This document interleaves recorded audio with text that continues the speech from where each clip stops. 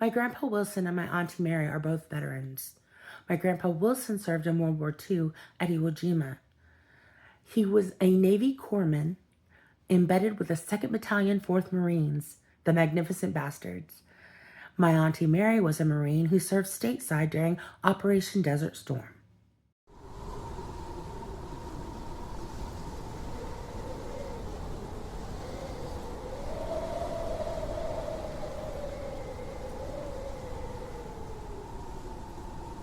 Native Americans fought every single American war from the moment settlers invaded Turtle Island and set up their colonies.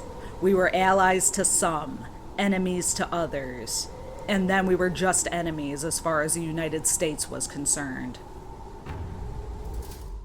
Fast forward to 2025, Native Americans enlist more than 5 times the national average because while the government may or may not consider us an enemy anymore, Turtle Island is still our home. So there will always be Native veterans in this country. So to the Native American veterans, whether you live in big cities or small towns, reservations or unceded territories, whether you're recovering in the hospital or residing in assisted living facilities, whether you're going solo in life or raising a family at home or watching over them from the spirit world, do not think you are unloved and undeserving just because you are not the spitting image of a manufactured American Adonis, a G.I. Joe, a Jack Bauer, a John Rambo, or a John McClane. They can keep their real American heroes because you are ours. Blue eyes are overrated, Uncle. Your eyes are the color of the dark earth of your homeland that your ancestors built their legacies upon, long before conquistadors and pilgrims invaded with their guns, germs, and steel. Blondes might have more fun, Auntie, but long braids hold more power than bleach and peroxide ever could, and every day you fight a battle on 2 or more fronts. White feminists to the left of you, Republic cunts to the right. You are the matriarch wringing the neck of a bird with bad wings. Maybe Captain America's skin is the color of his flag's stars, but you were made from stars. You are a fire in the vast darkness of space and time. Your light can be seen for a millennia long after you're gone, and just as those stars shine a path for you to follow, you light the way for all that will come after you. But you can't talk about Native veterans without talking about code talkers. From the U.S. Marine Corps Manual of Military Occupational Specialties, 642 Code Talker. Transmits and receives messages in a restricted language by radio and wire. Sends and receives messages by means of semaphores and other visual signals. May perform field lineman, switchboard operator, or other communication duties.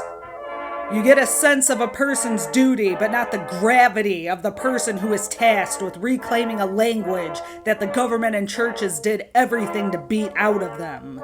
Residential schools think they can turn blank crosses into lawn decorations and will forget the children that are buried there for the crime of being Indian, for being Navajo, for being Comanche, for being Cree.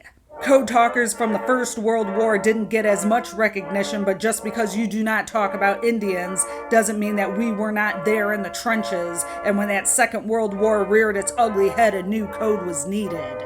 These code talkers, Navajo code talkers, are the great-grandchildren of the ones who survived the long walk.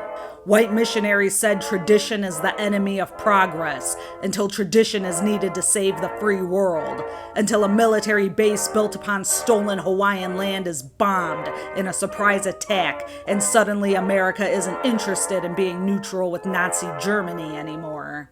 Suddenly it's a good thing that they did not kill the Indian. They did not kill your language. And it wasn't for lack of trying, and it wasn't out of mercy. They did not break you because you are iron, forged in the fires of the hell brought here by invasion, by genocide and Christian missionaries. When trouble came to your doorstep, you declared war on the United States, and then you declared war on Germany, on Italy, on Japan. Never let them tell you that you are a defeated people. All you've ever known is fighting an insurmountable force and surviving every attempt at annihilation. Navajo code talkers, craft an unbreakable code that you can send in 20 seconds with full confidence that the enemy will never decipher it. Invent names for vehicles and weapons that your language never had the words for.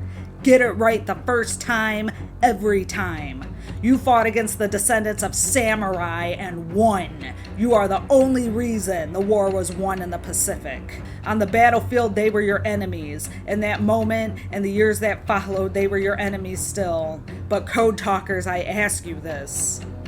Did you look into the faces of the civilians of Okinawa, of Iwo Jima, of Guadalcanal and Saipan? And did you see yourself in your community in the faces of scared civilians and poor farmers turned soldiers? Is it the same way your descendants see themselves in the faces of people in Vietnam, in Afghanistan, and Palestine? Maybe it's frowned upon to empathize with an enemy, but indigenous people are hit the hardest in times of war and conquest, and presidents will give a known terrorist and war criminal the codename Geronimo, so something must certainly be wrong, because our heroes are not synonymous with terrorists, and it is not treason or terrorism to find humanity during a time as inhumane as wartime. Code talkers, when you came home to a country that wouldn't acknowledge your service for decades, who wouldn't serve you in your military uniform because of the color of your skin, who wouldn't let you build new homes on reservations, and wouldn't close the residential schools that still harmed your young relatives. Did you feel betrayed? Did you weep? I pray that love can travel backwards through time and you can know the love and the pride you have given entire generations of young Native people that came after you.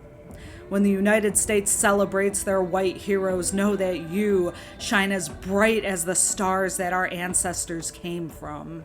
And when you are forced to stand in a room with an orange fascist in front of the painting of the president who ordered the Indian Removal Act, who uses your presence as an opportunity to mock a white woman, remember, he is a small, feeble creature in the presence of your greatness. Know that despite his best efforts, DEI purges will never blot out the history and truth of your service. When military and government websites purge all knowledge of marginalized groups who made history against great adversity. When museums cover plaques honoring the service of men and women deemed the wrong color, the wrong sex or gender, may your example inspire us to tear those coverings down and hold the whole damn system accountable. When these men of power draw lines in the sands of ancestral lands and set up detention centers and prisons for people who've been here long before America was a concept, may we see you and your community in the faces of our supposed enemies. May your memory inspire all of us to be as brave and as unyielding as you. When this administration cuts Native American boarding school research, lays off 80,000 employees at the VA because the suicide hotline is considered non-essential, may you be the code that makes us unbreakable against overwhelming odds.